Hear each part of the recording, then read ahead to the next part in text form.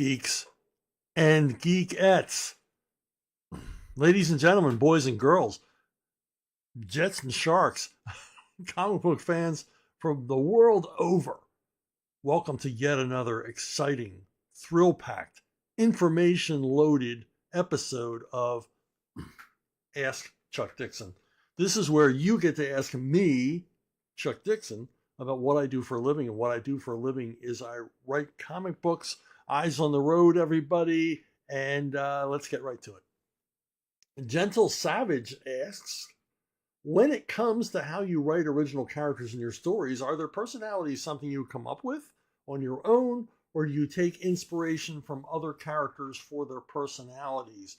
Well, you know, as a writer, you try not to take personalities from other characters. You try to make each character you create as unique as you can. Give them unique properties, personalities, background, appearances, motivation, which is the most important thing about any character you create, is what does that character want? You know, what drives them? And then equally as important in my mind is their voice. What do they sound like when they talk? Because, you know, we all bring our personality out. You know, we reveal a lot about ourselves in our choice of words, phrasing, you know, accents, which I try to stay away from in comics, you know, dialects, you know, things like that. We sort of give stuff away about ourselves. And we've all been in a situation where, you know, someone will say, hey, are you from? Because just from the way you talk, just from things you say. So voice is very important to make that unique so that all of your characters don't sound like you wrote them. You try to make your characters sound as much as possible like they're saying things that they actually thought of. And actors will tell you that. That's important in acting. Let's put across the idea that you're not repeating scripted dialogue. You're repeating your own thoughts. You're expressing your own thoughts, even though they aren't your own thoughts. They were written for you. But actors have to create the appearance of spontaneity. And that's why the voice of a character is so important. I was creating Airboy, or recreating Airboy. I didn't create Airboy, but I did create, you know, the Golden Age Airboy's son for all intents and purposes. And I thought, well, I'm writing this teenage kid, and I knew last thing I want is for this kid to sound like, try to be hip.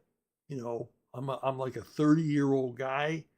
I don't want to make this kid, I don't want to have this forced hipness or try to be with it or now. So I just had him speak like a kid, you know, just sort of, he didn't use any current phrasing or anything like that, then current phrasing.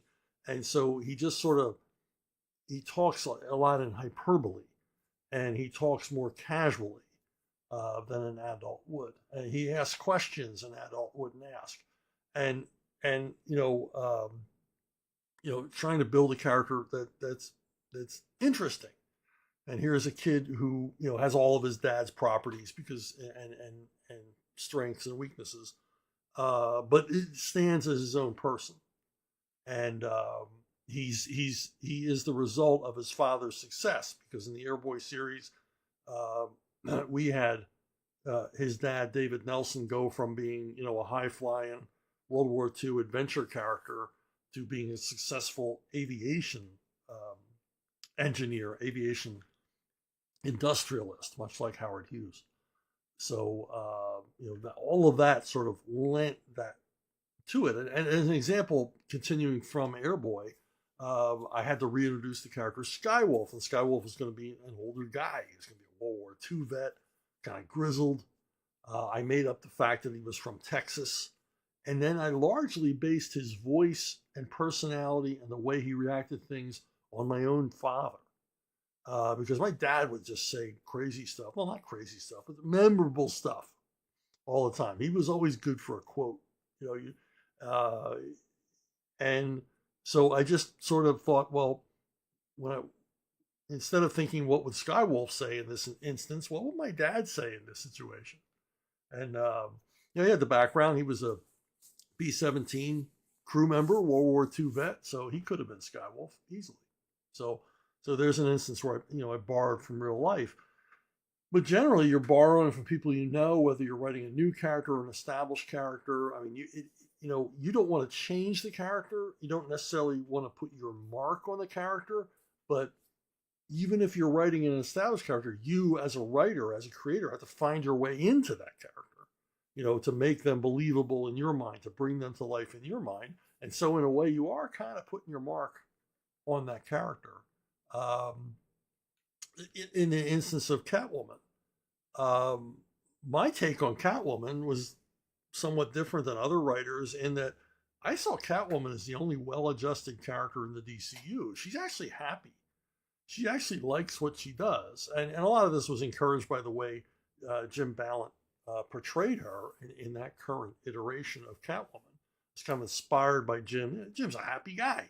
He's one of the happiest people you ever want to meet. Well-adjusted, just a pleasure to be around. And I thought, well, let's put a little bit of that into Catwoman. So there's a little bit of Jim Ballant in my version of Catwoman. And each time I wrote her, I kind of, even if Jim wasn't drawing her, I kept her that way. She likes what she does. She's a thief. She's satisfied with her life as it is. Building a new character like the Horseman, like Joe Bennett and I created at Rippaverse. It's in the vigilante masked character, the lone crime fighter, the one guy against all. And, I've written that character a lot. Batman, Punisher, Levon Cade, others. And it's like, well, I don't want to write the same character again. I want to put my own spin on this genre. So, Hector Caballero is quite a bit different from Frank Castle, that he has someone to go home to, someone he cares about. He's not as grim.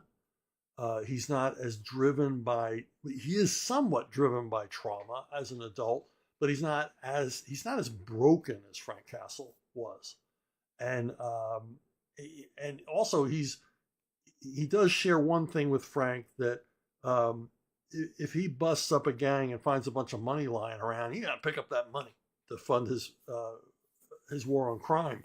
But with Frank Castle, that money is just an investment in his continuing war. Hector's a little bit more pragmatic. He wants that money to pay the bills. So, because he has people he's supporting, he has a family he's helping to support. And so, part of it is, altruistic crime fighting.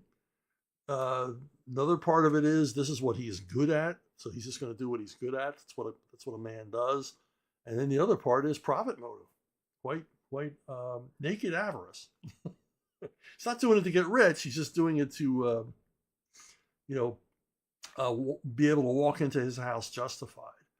And even Batman, even a classic, iconic character like Batman, when you come on the character as you're assigned it as a new creator, again, you don't want to change Batman. You don't want to make Batman your own. I never wanted to see Chuck Dixon's Batman on a cover. I'm an invisible hand writer, but still you got to find your way in. And the big thing with Bruce Wayne, Batman, was exploring, what would his sense of humor be? I mean, he has to have one. Be a little grim, ironic. He's never going to be silly.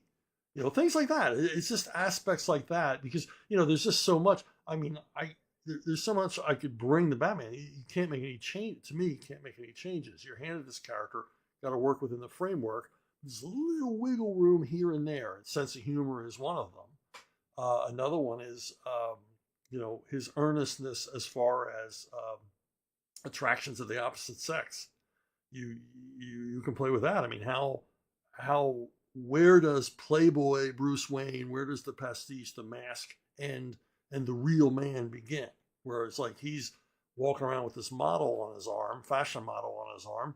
How does he really feel about her? I mean, maybe he's getting serious. And a number of times in the time that I was involved in the Batman character, we did introduce characters, female interests that he became quite serious about. So there's that to think about. The Punisher, again, I sort of, I leaned into the humor of the character. He doesn't have a sense of humor. Frank Castle has no sense of humor. He doesn't think anything's funny, but he's unintentionally funny. And there, I kind of borrowed his voice and personality from lots of people that I've known in my life who, um, were not as grim as Frank Castle, but maybe, had a more sardonic view of life, a more cynical view of life, and they sort of imbued Frank Castle and gave him a voice, gave him an attitude. Then all of these things help layer things onto the character to make them engaging and interesting and relatable. Now, Nightwing's probably one of the most complicated characters that I wrote because I'd say he's a well-meaning moron, but I don't think he's well-meaning. he wanted the fame and glory of being a mass crime fighter. He just thought he had this romantic notion that he would go out and beat up criminals with a baseball bat, and he would become this beloved figure, like a legendary urban legend kind of figure like Batman and the actual Nightwing. But the guy wasn't smart enough to even come up with his own name for himself. He borrows it and then sort of bastardizes even the spelling. You have to wonder, did Tad even know how Nightwing's name was spelled? He sort of came up with his own thing and his own costume, and I thought it was just perfect. The hockey jersey, and he's an object of pity as well as scorn because, as it turns out, he's not a terribly heroic hero. He's very much an anti-hero, and I would say even a villain, because while his motivations are never pure, he wanted all of the goodies, all from being a vigilante, all the glamour that he supposed came along with the job, but none of the consequences, and consequently, he gets himself in a lot of trouble because he goes a bit overboard, and he doesn't have a lot of common sense or any idea of proportionate punishment for the criminals that he finds. He's not a nice guy, but it was fascinating to create him and come up with his background and why he was this way. What made Tad Ryerstad into the loser that he was. Joshua Ignatowski, welcome home. What are your thoughts on how it seemed the enforcers kept becoming less of a legitimate threat as they fought with Spider-Man more and more over the course of his career?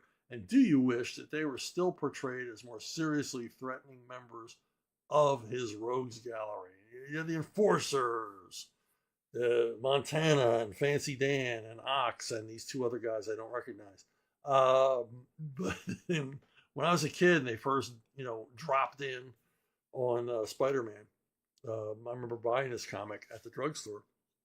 I wasn't terribly impressed with the enforcers. I thought, Spider-Man's going to make quick work of them.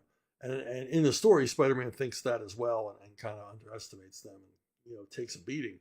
But the most important part of this story for me was, and I'm sure for Steve Ditko and Stan Lee, was, exploring the big man. The big man was the mysterious masked crime lord who had taken over New York City and decided to bring down Spider-Man. He was sort of a prototype for what would be the Kingpin to show up later. And, but I liked when I was reading it as a kid that the big man, his story had a beginning, middle, and end, and eventually he is defeated. And I love the whole overarching storyline. I wasn't that crazy about the enforcers. I mean, I thought they were okay. I kind of saw Stan Lee's hand a little bit more in their creation. I mean, come on, Fancy Dan. But they were part of a larger story, and so I did enjoy their appearance. I don't really know much about any of their subsequent appearances after that. I mean, heck, I might have written them somewhere. Now I'm regretting I never had them meet the Punisher. You could just kill them all. Oh man, yeah, a guy throwing a lariat. What would Frank Castle make of that? So Twin Spin, Creature from the Black Lagoon is back to wish you a happy twin spin. Joshua Ignatowski, trains or cars? I guess you're asking me which I prefer. I'm a train man. I mean, I drive a car. Everybody drives a car.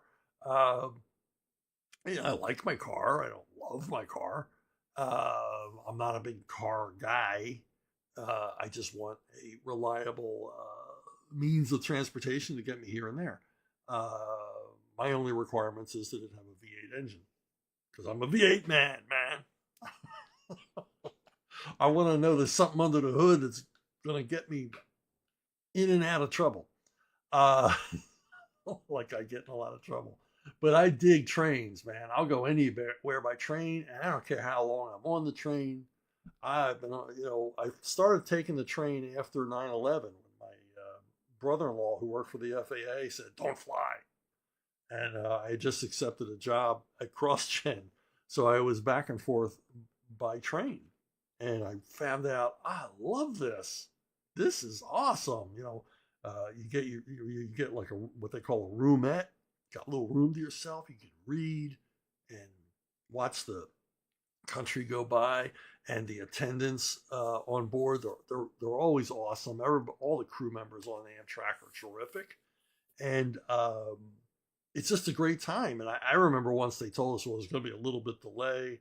We were 18 hours late getting into Philadelphia one time, and I'm like, I don't care. You give me 2 days late. I'm on the train, baby. I'm loving this. I would love to take a trip that was like 3-4 days on the train. That would be awesome. I was in a derailment once, and I still love the train. Because you got the dining car, and trust me, the food is good, not the chili. Never order the chili on Amtrak. That's a big mistake. But the dining car, and I used to love the coffee, but now they do Starbucks, that undrinkable acidic swill. Instead of the awesome coffee they used to serve on a train. I mean, you got to imagine the coffee on a train would be incredible. But the dining car, the food is good.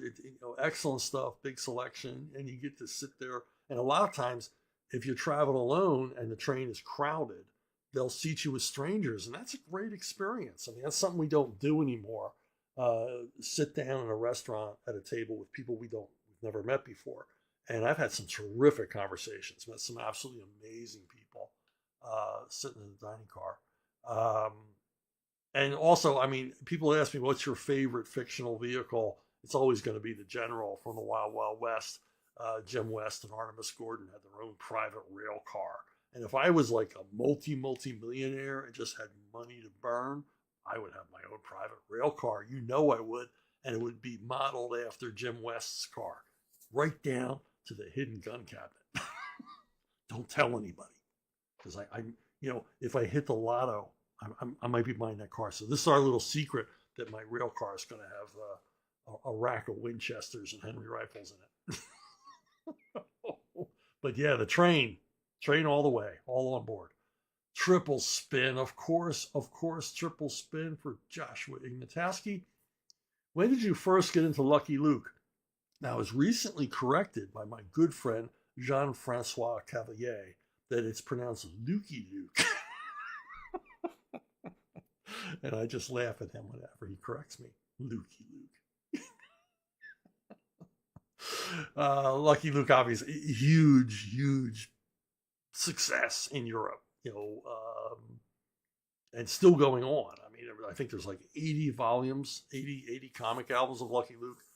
Thank goodness they're all being translated into English. I think I've read about 75 of these. They've even updated the series, a marvelous updating of the Lucky Luke series, making it still a comedy Western, but moving it more toward reality rather than the wild pastiche parody that the Lucky Luke series is. But it deserves all of its praise, and it deserves the enormous audience, because the stories are funny and heartfelt and surprising, and I love the rotating cast and the running gags and all the rest of it.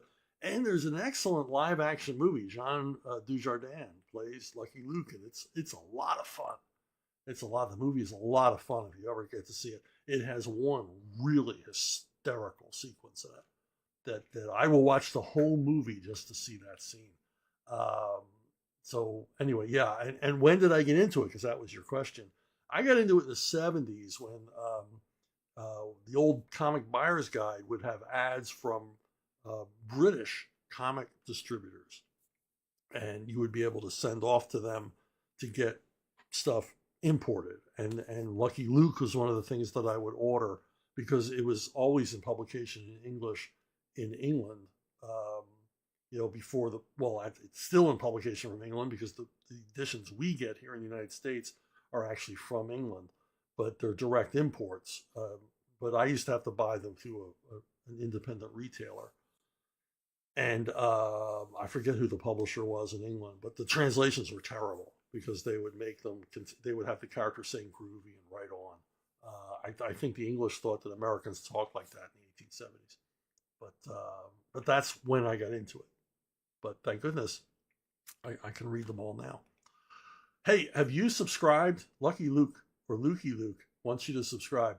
And if you've already subscribed, check to make sure you're subscribed because a lot of dirty work at the crossroads where they'll cancel your subscription without your permission. I've experienced that myself as a YouTube consumer. Quadruple spin. What are you doing to me, Joshua? Another question from Joshua Ignatowski. Nice work on Iron Man number 36 from 1998. It would have been awesome if Marvel had kept you on board for more issues. If you had been kept on the book, would you have immediately followed up on the storyline of what happened in the aftermath of Iron Man's mission from S.H.I.E.L.D., or left that plot thread dangling for just a little bit while writing stories that focused on other things for a little while? Also, what kind of words do you think he had with S.H.I.E.L.D. afterwards in his Tony Stark identity about how they kept him in the dark on key information about the mission? Yeah, it's my one and only issue of Iron Man. The editor at the time was in a bind. I've told this story before. I really think it's worth telling again. She called me and said, I need an Iron Man story, like right away. I need an Iron Man story the next 3 days. And I'm like, okay, I like Iron Man. Yeah, let me see what I come up with. So I sweated a bit because, Iron Man is just dumped on me, cold. I wasn't thinking about Iron Man. I didn't have any prepared Iron Man ideas. And then I was watching the news and the submarine, the Kursk. A very dramatic story, very tragic story. The Russian submarine, Soviet submarine at the time. Well, no, it wasn't a Soviet submarine, was it? The Kursk had sunk to the bottom of the North Sea, and the men inside could not be rescued. And I thought, well, there's my story. Iron Man gets tapped by S.H.I.E.L.D. to go down and try to rescue the crew members of a trapped Russian submarine. And there was my story. And I handed it in. And when I handed it in, within 3 days, I asked the editor, I said, well, what's wrong? Is the writer sick? Is there something else going on? Blah. And she said, well, the new Iron Man writer doesn't have any ideas yet. So you're probably already asking yourself questions based on what I just told you. But anyway, the upshot is it turned into a real boon for me because this is an entirely standalone Iron Man story. It always gets thrown into collections, like to fill out the page count. So I don't know how many times the story's been reprinted, over and over and over again. And so, I see a little coin. So thank you, Iron Man. Where I would have taken it if I became regular Iron Man writer, I would have gone back to my favorite run on Iron Man, which was the Archie Goodwin Tales of Suspense run leading into his own solo title, where he was very much involved with S.H.I.E.L.D. in much the same way that Howard Hughes was involved with the CIA, which I'm sure was Archie's inspiration. And I would very much, explore that, Tony's dealings with them, and as you point out, probably friction because they weren't always being entirely truthful with Tony Stark, as intelligence agencies are wont to do. They only tell you what you need to know or what they want you to know rather than what you need to know. So yeah, I probably would have gone in that direction. So there you go.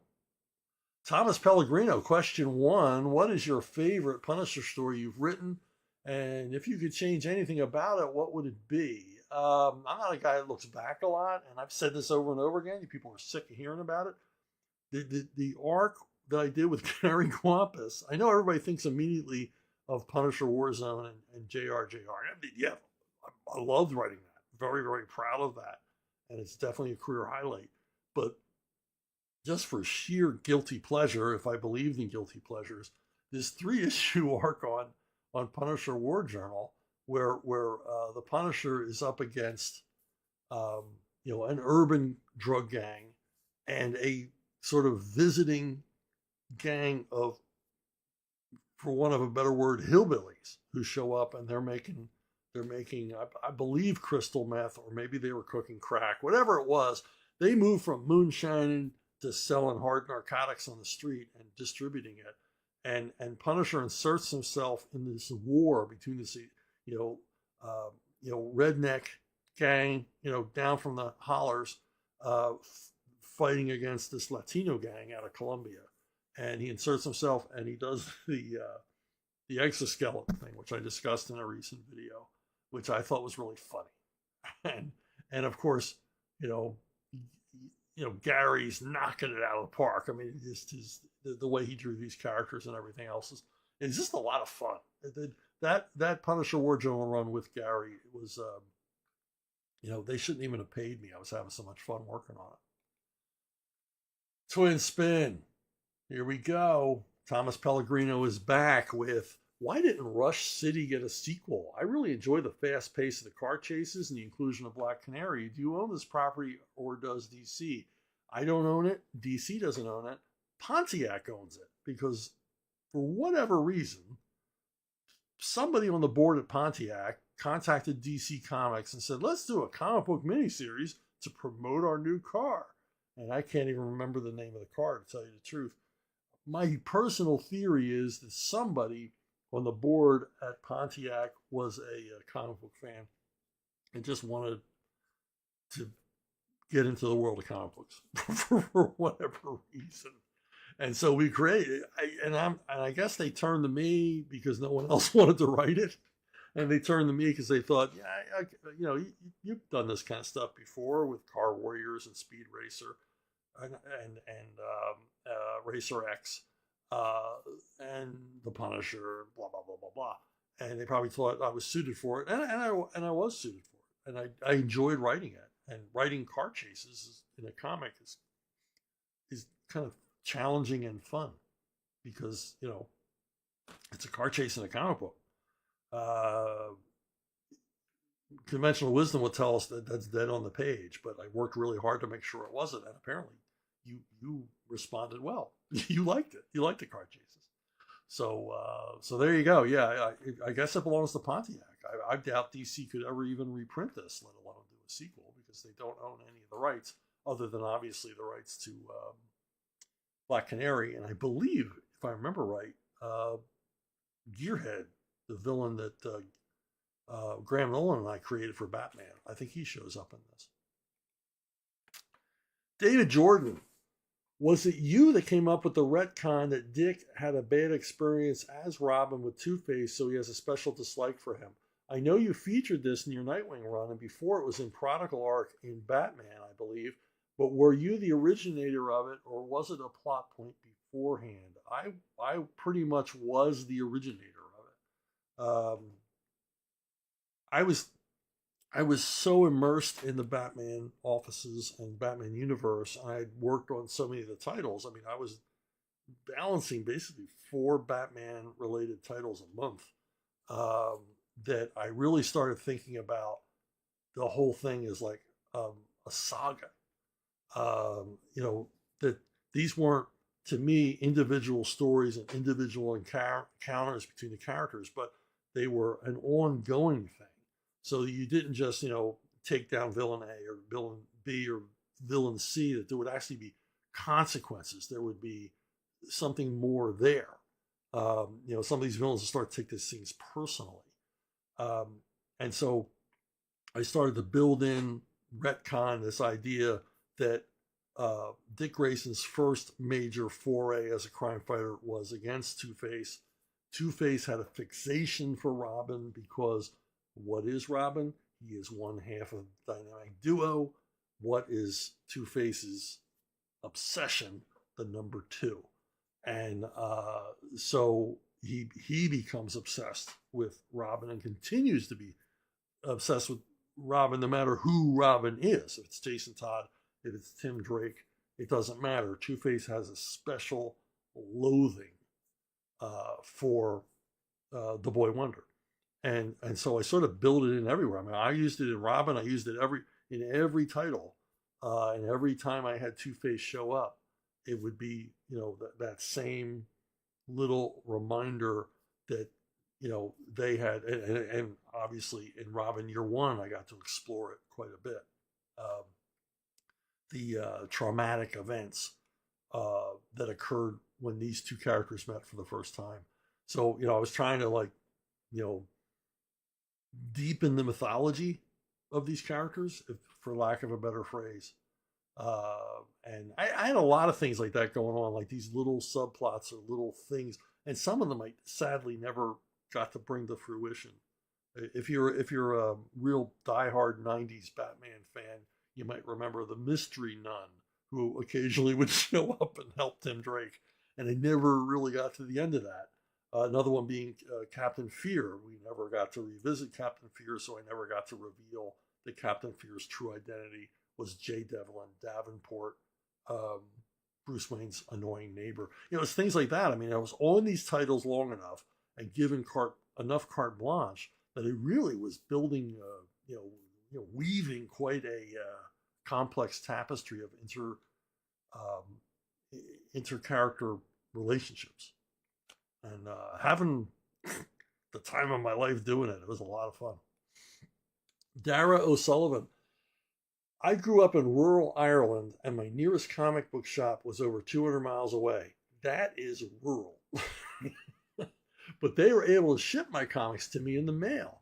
I'll never forget the first time I was able to visit the store. I was 18, but I felt like a child in a candy store. I couldn't get over the rows and rows of the monthly superhero titles, the trade paperbacks, as well as the cabinets of toys, models, and statues. Do you have a favorite comic book store from either growing up or currently? And what is so special about it? There weren't any comic book stores when I was a kid. My first exposure to a vast amount of comics was my first comic book convention that I went to in New York. The Phil Seuling Con. I think it was the second or third comic book convention ever. And my mind was blown. Just, stacks and stacks of comics and hundreds, and trust me, only hundreds of other guys. There was only one woman at the whole convention. And, all into comics. And I never really met another comic book fan. Kids growing up, we all read comics, but I never met anybody who was into them the way I was.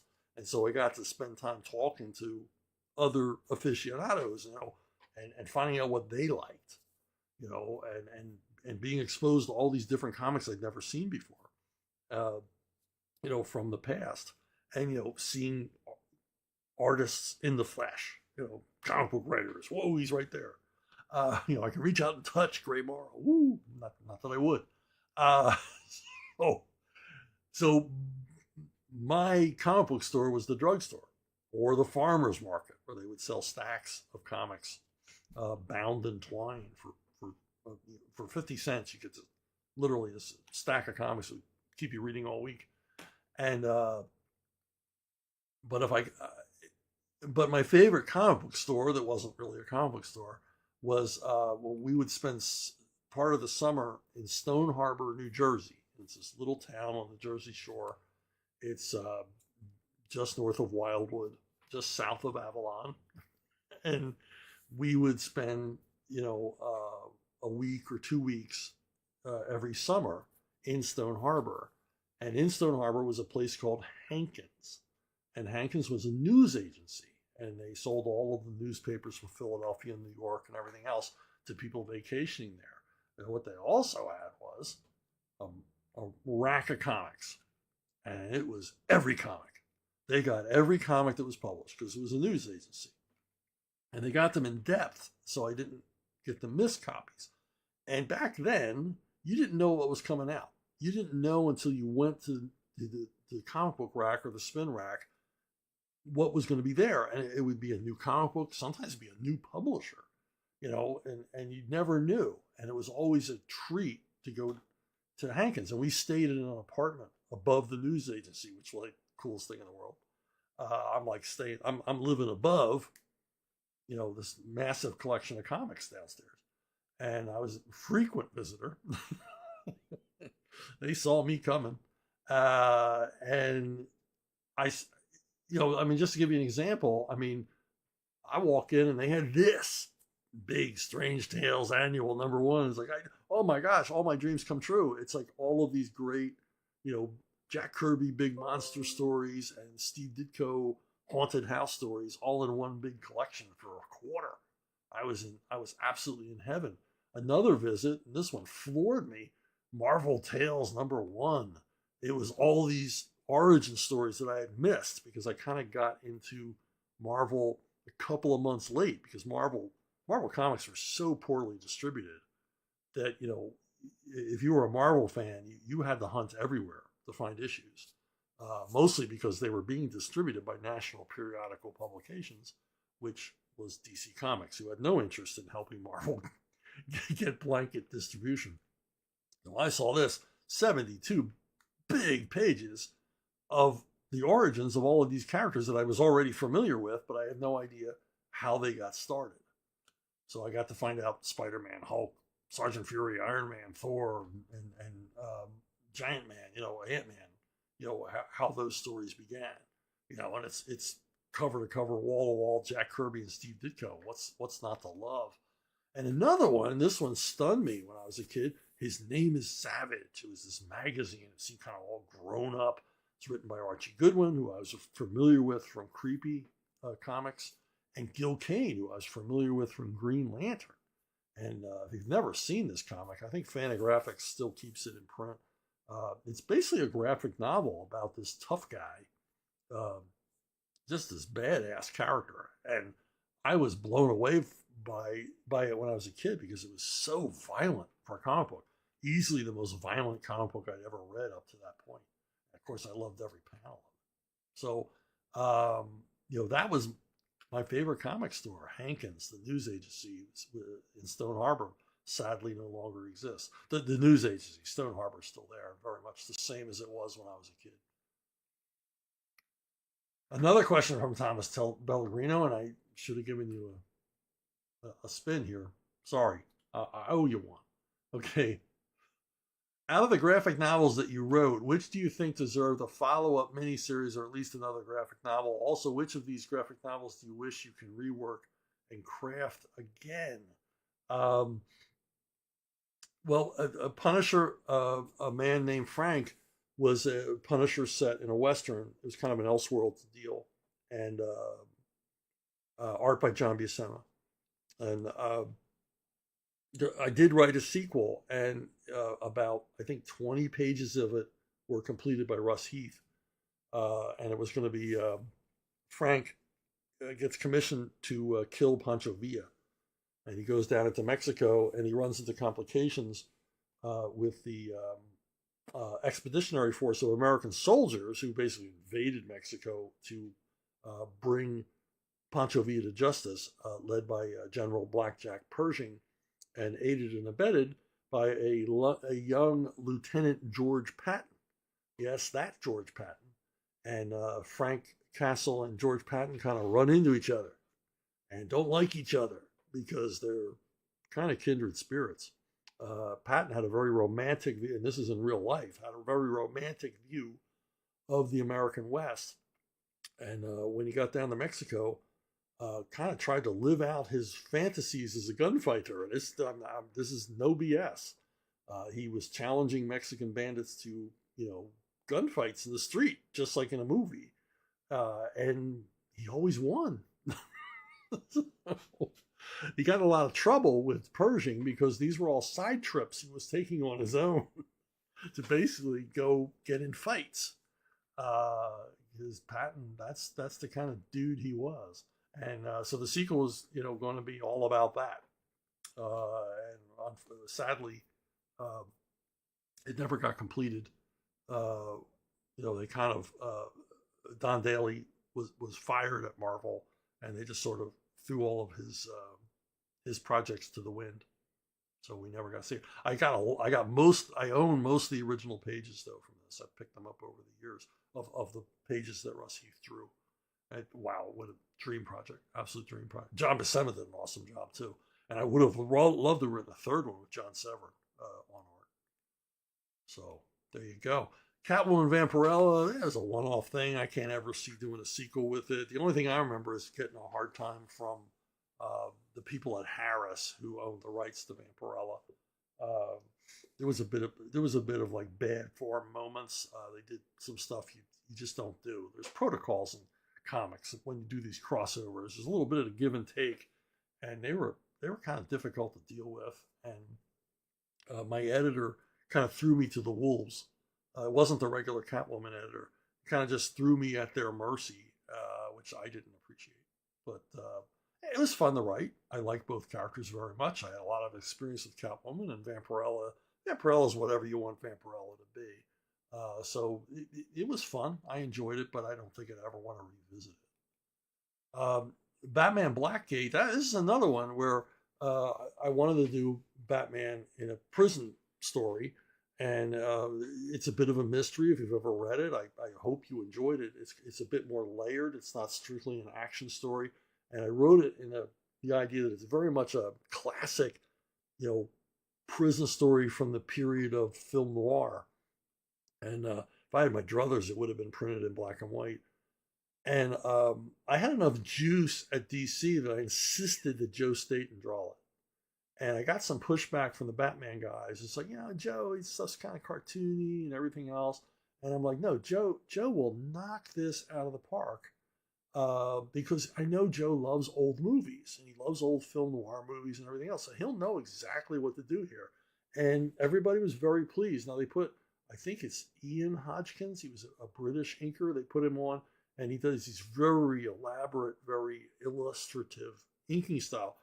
But it was beautiful because he didn't bury Joe under all of this extra detail. He still does very much, you have Joe Staton's energy and everything else and his impeccable storytelling. You don't get lost, but it did add a sort of noirish frisson to it and even a touch of like Universal horror movie, kind of double lighting and things like that. And I was very, very pleased with this project and the way it came out. I think the Bat guys were too. They had to admit that my instincts were right. And I just love working with Joe. I just love his stuff. Joker's Devil's Advocate is very much a done and one story. I wouldn't want to do a sequel to it. I wish it was more well known. I wish DC would keep this one in constant publication because everybody that reads it seems to enjoy it. It's if you haven't read it, the Joker gets accused and sentenced, convicted and sentenced to death for a murder that Batman suspects he did not commit. He thinks Joker's done a lot of bad stuff, but he didn't do this. And in the name of justice, I'm going to, clear his name. I'm going to prove the Joker didn't do this so they can let him out of prison again. And his reasoning, and everybody's like, why are you doing that? Just let him go to the chair and die. It's the Joker. But Batman's like, no, that's not right because if he dies, the person who's actually guilty goes free, and I cannot have that. I cannot have that. So it kind of defines the kind of guy Batman is. It's this moral quandary. Plus, we get these really terrific Joker sequences, some of which are very, very funny in a dark way. And I really, Graham and I worked really hard on this because we really wanted it to be like a milestone kind of project in both of our careers. And Graham very much pitched in here as a writer. We plotted this thing together. If you've ever read it or if you've never read it, it's quite a whodunit mystery. I mean, we try to keep you guessing up to the very end who actually committed these murders. Make it very clear it wasn't the Joker, but it was someone else. and we introduce a whole cast of characters of possibilities that it could be, very Agatha Christie. And I was most pleased because our editor, Archie Goodwin, was our editor on this, told me that he read the script and he thought, oh, I can see the end coming. And then at the end said, you know what? I didn't see the end coming. You really surprised me with the resolution to this mystery. So Graham and I, you know, our work was done. Trust me, we sweated this one. I mean, I like to think I work hard and I sweated on everything, but we really wanted to make this one special and really sing, and I think it does. I just wish it was in print more often, or at all. Last one, Justice Riders. Yeah, I wanted to do sequels. Eddie Berganza was my editor, and I kept pitching. I pitched a sequel in which it was a Batman-centric sequel. This was, if you don't know, this is the Justice League set in the Old West, very much an Elseworld story.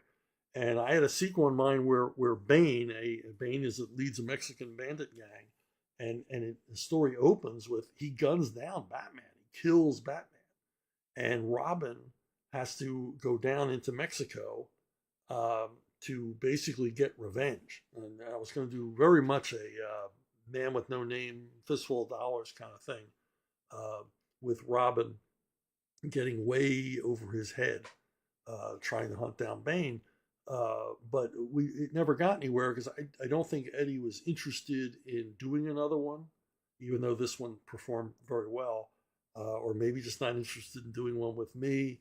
And so many comic book editors can't look you in the eye and say no, so they just come up with reasons to delay the project. And it's kind of sad because I wanted to do the Batman one, and then I wanted to follow it up with a Flash one, where it's Barry Allen is a Western sheriff, and he's the fastest gun alive, and he guns down Jay Garrick, the who's an older sheriff, and he sort of like takes over being sheriff of this town by gunning down Jay Garrick, taking his competition out, and then Wally West shows up to get revenge on Barry Allen, and that would have been a lot of fun.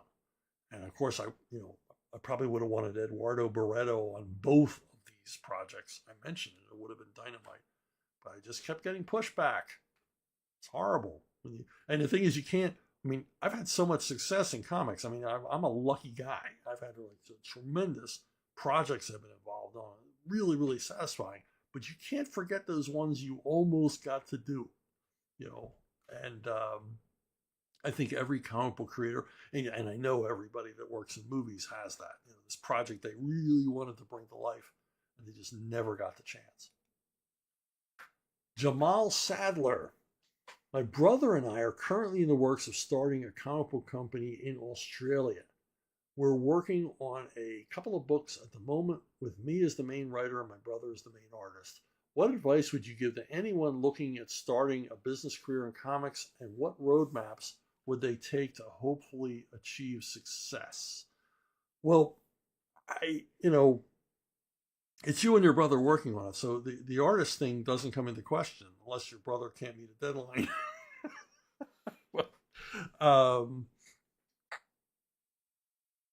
You have to love this. Seriously, you got to love comics to want to work at them. And you got to love comics if you think you're ever going to have a success at them. Because you can have a lot of disappointments, a lot of setbacks. It's not an easy road. And only your love of comics is going to get you through this. And, keep your eyes on the prize. Now, you're working for yourself, so you don't have to beware of people taking advantage of your enthusiasm. You're working for yourself. You're going to pay yourself. So my only thing is, if you're starting a comic book company, you want to do a line of comics, I just warn you, do not grow too fast. Concentrate on your core titles. Maybe you've got one or two titles you've created, one or two characters or casts of characters, and just concentrate on making them the best you can. If you look at what Todd McFarlane did, Todd McFarlane did Spawn. It was all about Spawn. An even better example, Eric Larson. It was Savage Dragon. It was only Savage Dragon. He just did Savage Dragon. And he did some spin-offs later when he established the character's credibility, established a fan base for the character, and then took off. Because, I mean, I got to imagine you don't have a whole lot of money to throw around. You don't have a whole lot of money to risk, a whole lot of money to lose. So you got to put in that sweat equity and make those first couple of comics the best you can make them before you ever think about hiring outside talent or expanding or anything else. You know, build up some capital. Capital is key in any business, but it's really key in comics. And it doesn't matter what part of comics business you're in. You retailers out there, you know what I'm saying. If you don't have capital, in other words, if you don't have money, actual cash to get you through the bad times or the slow times, you ain't going to make it. If you're relying on the sales of comic books every month, either as a publisher or a retailer, to get you by and pay the bills, you are sadly mistaken. You have to, you know, bank some cash. And so I don't know if you go the crowdfunding route or the retail route or whatever you're doing, but just start slow and do the best you can. Don't run away with yourself. You know, and I'm as guilty of this as anybody. Just like, oh, well, what if we did this? What if we did that? Let's do this. Let's do that. You know, luckily at Rippaverse, my ideas are welcome and they've been able to monetize them. You know, I haven't had any flops that have cost them money, so we're good. But if you're doing this yourself, I mean, you're painfully aware there's only so much money, only so much time. And also you've got to put money into marketing now, and you've got to push this thing. And that's the hardest work of them all, is getting noticed in this crowded media environment that, you know, it's just hard to get noticed. So got some work ahead of you. I really hope you love it, and I wish you all the best. But that's it, my friend. David Wolf, in an attempt to give the industry a massive shot in the arm as it pertains specifically to the publishing side of things, can you envision a time where DC and Marvel would agree to combine their universes? We'll assume a few things. Quality of writing and art is at least respectable. Characters from both publishers are treated with equal exposure and respect. This all happens in a new main publishing universe, shared though it may be, not in Elseworlds or other alternate reality. Respective previous continuities remain. This joint initiative is agreed to for a period of 10 years minimum, so there's some real commitment there. We'll assume all of the legalities have been thoroughly ironed out. Boy, okay, and your last question is, would it work? For how long? Or would it be a disaster? It would not work. It wouldn't be long. And yes, it would be a disaster. The nightmare scenario you've created here, back in the day when DC Comics was DC Comics and Marvel was Marvel, and that was it, this might have been doable. Now, DC belongs to Warner Brothers, Marvel belongs to Disney, and a merger, for them to allow a merger of these two universes, is unthinkable. And it doesn't matter what happens, what catastrophe faces the comic book industry, they are never going to allow these IPs to meet, because the mess that would be involved, talk about mess with the multiverses and all the rest of it. I mean, look at Marvel, where their universe is fragmented over a bunch of different film companies. You know, the X-Men are here, Spider-Man's here, the rest of the gang are with Disney, and you can't, I mean, I can't even imagine the you know, boardroom meetings over these things when they want to, you know, intermingle the different parts of the Marvel universe. Now imagine you've got these 80-year-old comic book franchises going to have to be mishmashed together in some sort of a weird merger. I mean, the contracts alone would probably you know, break your back if you tried to carry one. I just can't imagine it ever happening. And it'd be cool. It'd probably be a good business move. Certainly would wake a lot of people up. Maybe do it as an ancillary thing, like, no, this isn't the main Marvel or DC universe. We're creating a new pocket universe where the two coexist and we're all going to cooperate. But the biggest problem here, is there's no adults in the room anymore, either at DC or Marvel. There's no one there that could make this work. Now, back in the day, like I said, if you had someone like Paul Levitz or Jeanette Kahn over at DC, and you had somebody like Tom DeFalco or Jim Shooter over at Marvel, they could have made this work, and did make it work. And they had a number of epic and memorable crossovers, milestone kind of crossovers between the two companies. They used to be able to do this, and I don't see if they can do it anymore. And let's face it, the chances are more than even that whatever the current crowd of people managing these properties would, that whatever they produced would be not memorable, not good, basically unreadable nonsense and ugly. They would not put Dan Chergins in charge of it, just to pick somebody who knows how to frickin' write a comic book and put a comic book property together. They're not going to put somebody of that level of talent on it. They're going to put their darlings on it. And we all know about their darlings and what they do. So it would end up just being, semi-pornographic fan fiction with no respect for the characters, DC and Marvel, because why would they respect them when they mix them, when they don't respect them when they're being printed by their home publisher anymore? It's a sad state of affairs. I wish I could say yes. I mean, it's an awesome idea. It's an outrageous idea. It's kind of like a Donald Trump level hyperbolic crazy idea, like buying Greenland, but it just could never work. One more thing.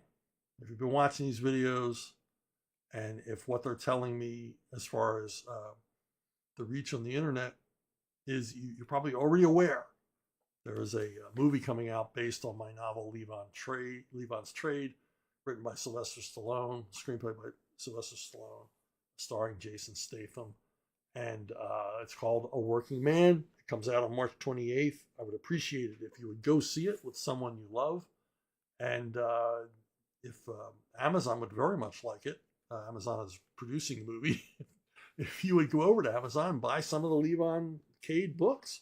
There's a bunch of them. There's 12. So, so it's just a shameless plug from me, but how often in my life am I going to get a major motion picture based on something that I wrote? But I must say I'm pretty pleased about it. Why wouldn't I be? Anyway, if you need to contact me for any reason, questions, suggestions, crazy ideas like DC and Marvel joining forces, please contact me at brunobookstore@gmail.com. brunobookstore@gmail.com for those of you listening in the car. And it's the best, most reliable way to get a hold of me. And as always, thanks for watching, thanks for listening, thanks for subscribing, and all the other things like the wonderful questions you're sending. I really thought you guys would run out of questions years ago, but you keep coming up with stuff for me to talk about. And I deeply, deeply appreciate it. You create the content for this show, and it's much appreciated. And I hope that I see all of you